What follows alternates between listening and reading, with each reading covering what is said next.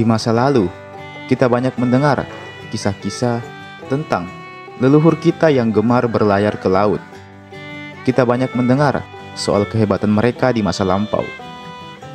Di antara sekian banyak orang-orang Nusantara di masa lalu yang ahli melaut, tersebutlah 3 suku di Sulawesi yang dianggap sebagai pelaut paling ulung di Nusantara. Suku Bugis, suku Makassar, dan suku Mandar. Ketiganya dikenal sebagai pelaut yang handal, yang telah mengarungi ganasnya lautan sejak berabad-abad yang lalu. Tujuan mereka berlayar tentu bermacam-macam. Ada yang berlayar untuk berdagang, ada juga yang ingin menghindari peperangan. Dan tak dapat dipungkiri, sebagian dari mereka memilih berlayar untuk tujuan yang tidak baik, seperti menjarah kapal-kapal lain atau bahkan yang lebih parah lagi. Alhasil, lahirlah julukan bajak laut yang disematkan kepada mereka, kepada orang-orang dari suku Bugis, Makassar, hingga Mandar ini. Sebenarnya, bukan orang-orang Bugis, Makassar, dan Mandar yang menyebut nama mereka bajak laut, tapi orang-orang luarlah yang menjuluki mereka seperti itu. Jika ditanya alasannya, sudah pasti karena kelakuan mereka yang seperti bajak laut. Lantas, bagaimana kisah para bajak laut dari Sulawesi ini? Kita akan bahas lebih lanjut. Tapi sebelum itu, jangan lupa untuk di-like dulu ini video dan di-subscribe juga ini channel, supaya bisa terus berkembang dan memberikan informasi dan hiburan kepada kita semua. Kalau sudah, mari kita lanjutkan pembahasannya.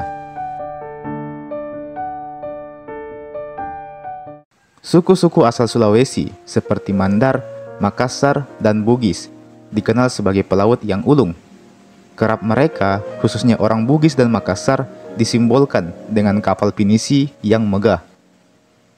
Pada hari ini, komunitas mereka telah tersebar di berbagai daerah, tak hanya di Indonesia, bahkan ada di Malaysia, Singapura, Thailand, Madagaskar, dan Afrika Selatan. Di Indonesia, kita bisa menjumpai banyak perkampungan Bugis di berbagai daerah.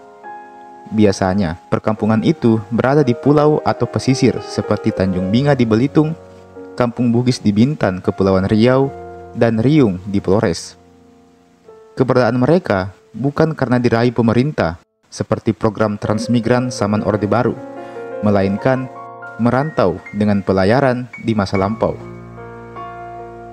Masyarakat pelayaran Bugis, Makassar, dan Mandar diberkati oleh Selat Makassar yang membuat mereka menguasai jalur perdagangan. Hal inilah yang membuat beberapa kerajaan besar seperti Goa dan Bone berjaya pada masanya.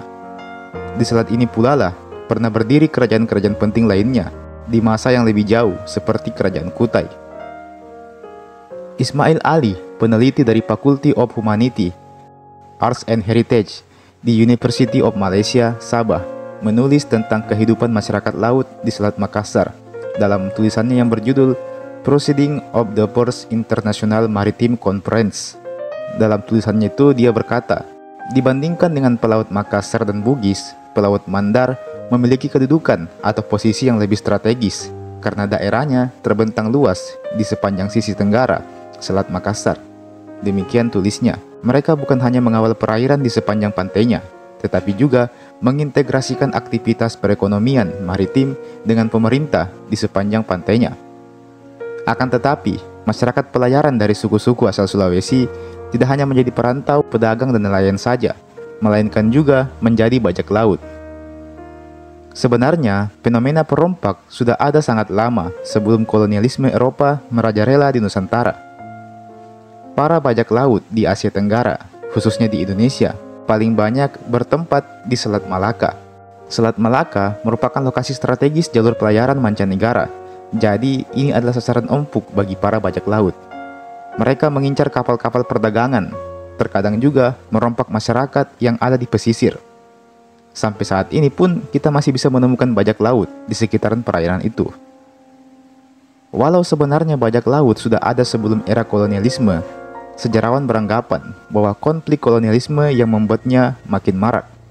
Konflik seperti perang dan pengambil alihan kekuasaan membuat penduduk terusir, sehingga mereka terpaksa bertindak kriminal demi kelangsungan hidup. Alamsyah dari Fakultas Ilmu Budaya Universitas Diponegoro bersama rekan-rekannya menulis dalam bukunya Migrasi, Diaspora, dan Bajak Laut Bugis menerangkan aktivitas perompakan di Nusantara pada masa VOC semakin meningkat. Penyebab utamanya karena VOC secara berangsur-angsur menghancurkan kehidupan ekonomi penduduk pribumi, khususnya para pedagang dan pelaut di kota pelabuhan Nusantara.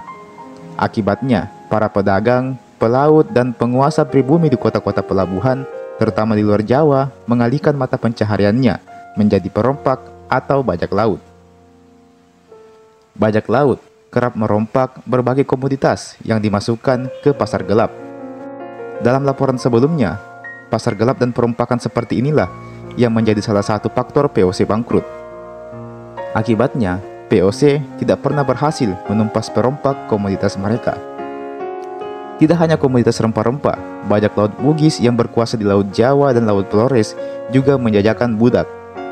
Linda Mbeki, asisten kurator Museum of South Africa bersama Matthias van Rossum dari Leiden University menjelaskan bahwa orang-orang Bugis dan Cina kerap menjadi pelaku perdagangan budak dari Kepulauan Maluku.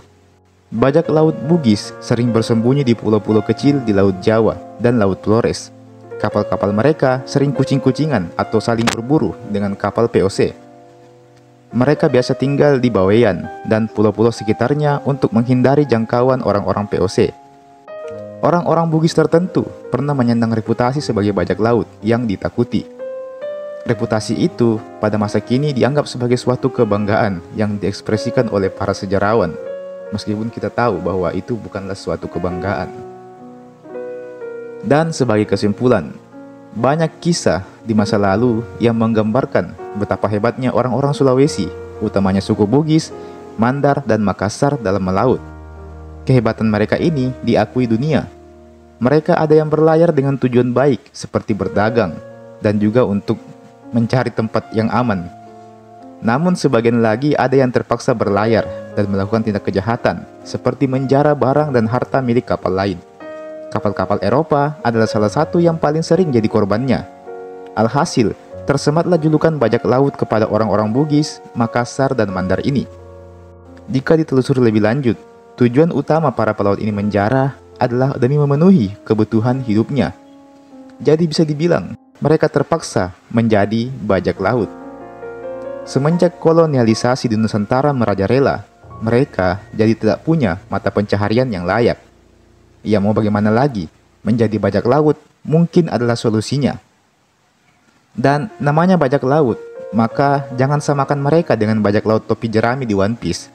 Karena bajak laut yang ini memang sering berbuat kejahatan, sering berbuat ulah, menjual barang-barang di pasar gelap, hingga perdagangan budak telah mereka lakukan di masa silam. Selain itu, beberapa tokoh-tokoh bangsawan yang berlayar seperti Karaeng Galesong juga dijuluki sebagai bajak laut.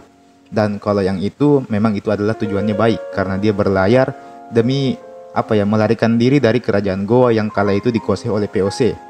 Mereka berlayar untuk mengembalikan mengembalikan kehormatannya sebagai seorang bangsawan. Kalau yang itu bisa kita anggap sebagai tujuan yang baik. Dan sekali lagi, kata-kata bajak laut ini bukanlah kata-kata dari Sulawesi atau bagaimana. Itu adalah julukan yang diberikan oleh orang-orang Eropa kepada mereka. Bahkan mereka pun mungkin tidak tahu kalau mereka disebut bajak laut. Jadi kita bangga dengan keahlian melaut para leluhur kita, tapi tidak usah bangga dengan kejahatan mereka di masa lalu. Suka tidak suka, mereka pasti pernah berbuat jahat di masa lalu. Jadi seperti itulah adanya. Dan teman-teman, itulah tadi pembahasan kita pada hari ini. Jangan lupa untuk like ini video dan share ini video ke teman-teman tak yang lain. Dan subscribe juga channel ini. Nyalakan lonceng notifikasinya supaya dapat pemberitahuan kalau ada video baru yang diupload di channel ini. Oke, terima kasih banyak sudah menonton dan sampai jumpa. Sampai bertemu lagi di video berikutnya.